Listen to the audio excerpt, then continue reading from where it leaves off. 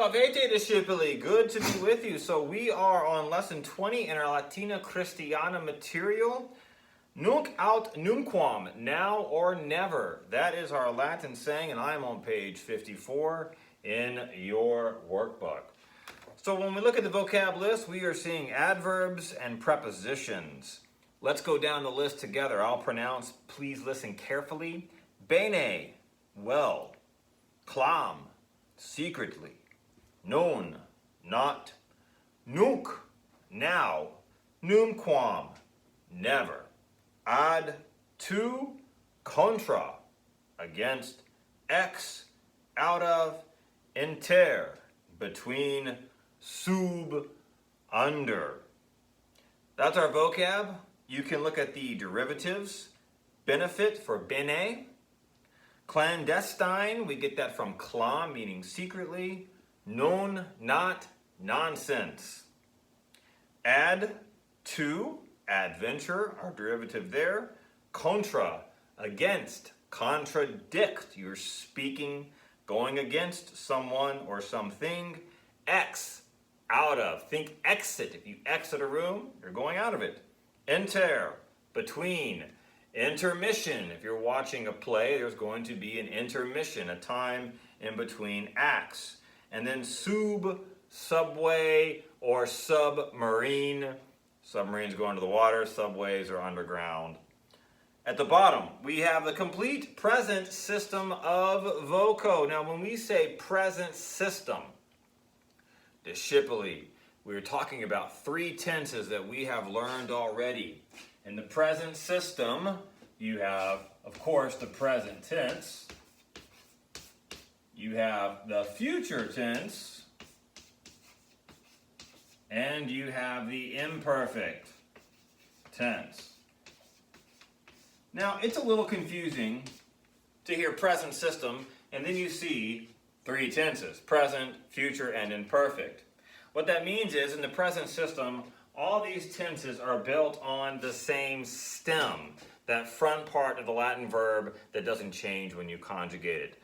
This is going to become clearer to you as we move on in our studies of Latin, when we learn the infinitive and then the perfect tense especially.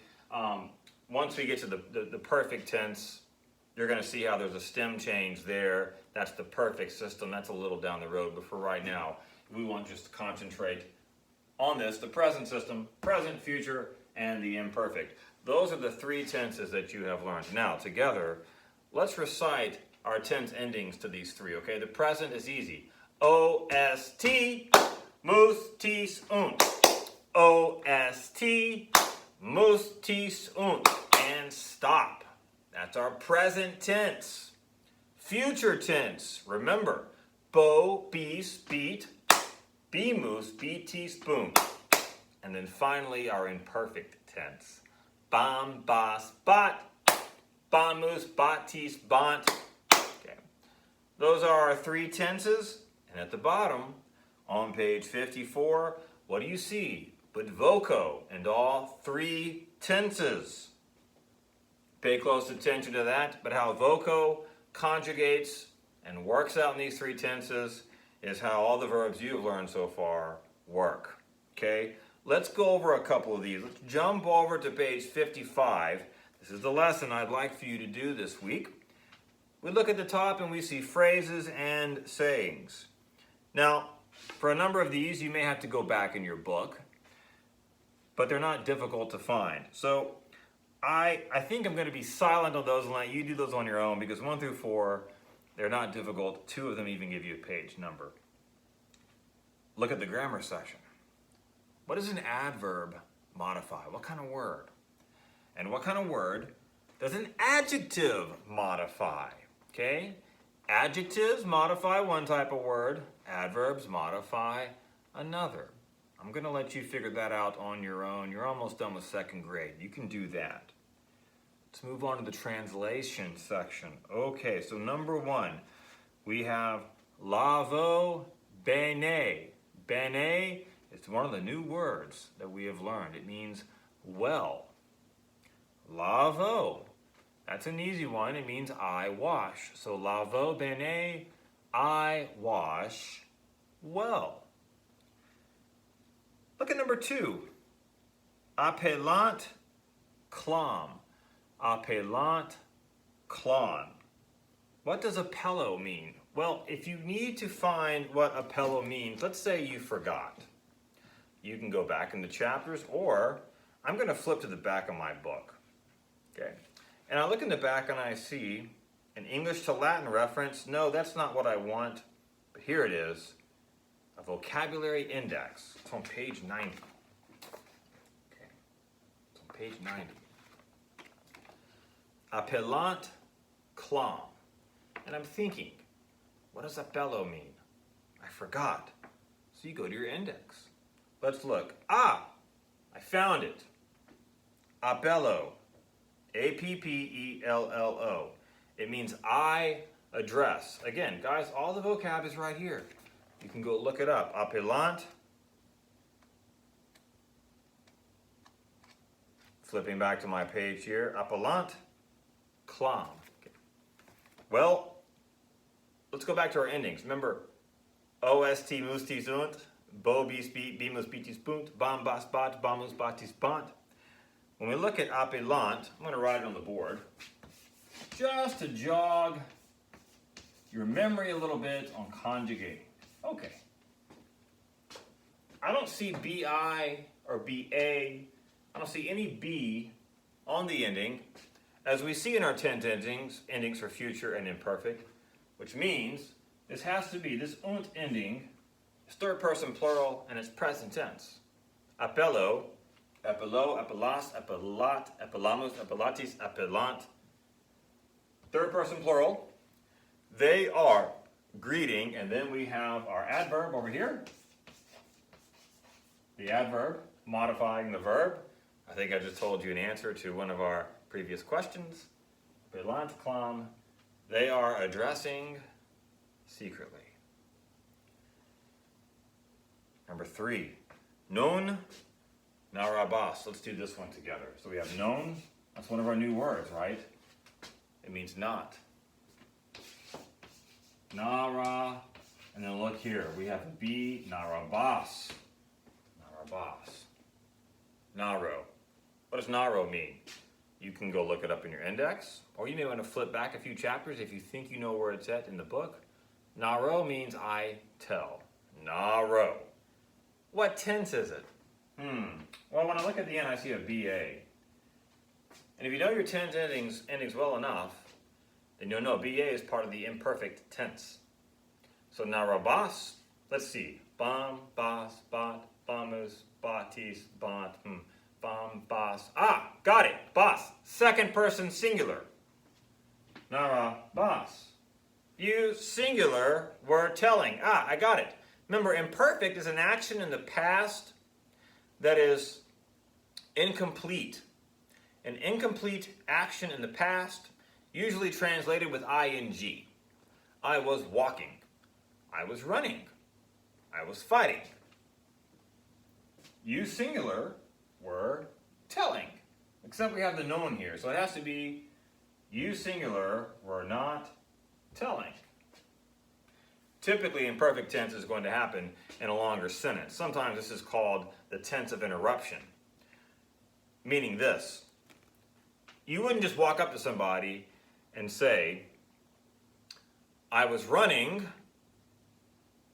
period, and you stop your sentence. That would not tell me a whole lot. Typically, you would say something like this. I was running when I was interrupted by a giant grizzly bear that jumped out on the trail. I was walking when suddenly a car flew by and threw out at me a $100 bill. Again, it's a tense of interruption, typically, certainly not always. Okay. And maybe I shouldn't say typically, but it is a tense that is often used for interruption. Imperfect tense. Okay. And the two helping verbs for an imperfect tense are was and were. I was telling, you were telling, he, she, it was telling, they were telling. That's imperfect tense, an incomplete past action. Right. Let's see if there are any futures on here.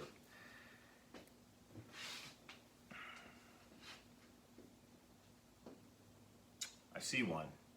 I see a future tense. Remember future tense endings? Bo, bis, beat, bimus, beatis, bunt. I see one of those. Correction. I see two now. 3. And some imperfects. Students, conjugate carefully. Know your tense endings. All right? Tell you what, I'll do one more with you. Okay, I'll give you one more. Let's do number 10. Number 10. So look at number 10. I see servus, erit, laetus. Servus, erit, laetus. Right?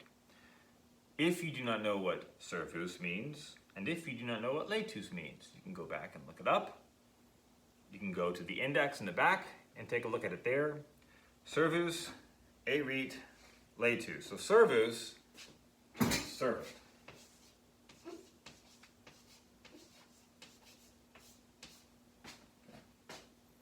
Erit, ero, eris, erit, erimus, eritis, erunt. Remember those? That's the future tense of sum. Remember sum as est, sumus estis sunt. Sum as est, sumus estis sunt. Eram, eras, erat, eramus, eratis, erant. Then ero, eris, erit, erimus, eritis, erunt. That is the 3 tenses for sum. Okay? So when I look here and I see erit, servus, erit, that's future tense. Okay. I wrote the English. That's not what we want. We need the Latin. Servus, erit. There we go. Servus, erit. And then we have laetus. Laetus. Laetus. I'm going to look up laetus.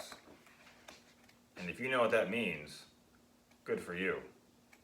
Laetus. I'm going to go back to my vocabulary index.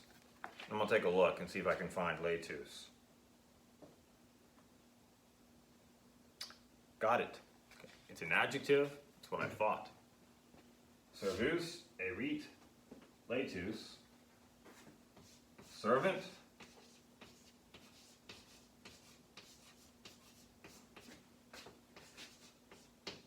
Will be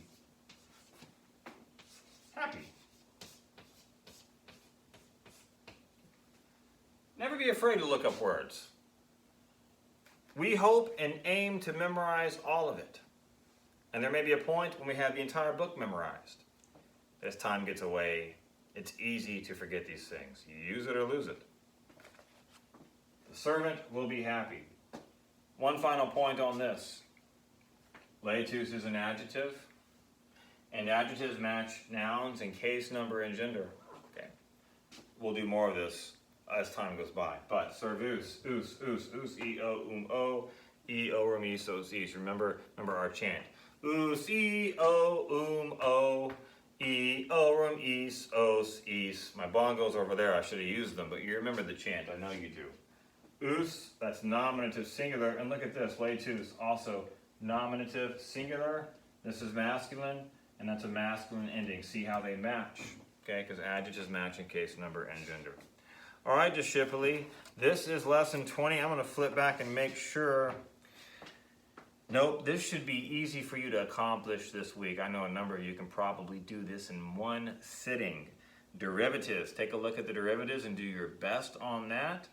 And I believe that will do it for lesson 20. If you have any questions at all, if you want to FaceTime me, if you want me to explain something in further detail, talk to your mom, talk to your dad, and have them FaceTime me and sit in, and we'll talk about whatever we need to talk about regarding all things Latin. Okay. Valete discipuli, proud of you. I thank God for you, and keep up the good work.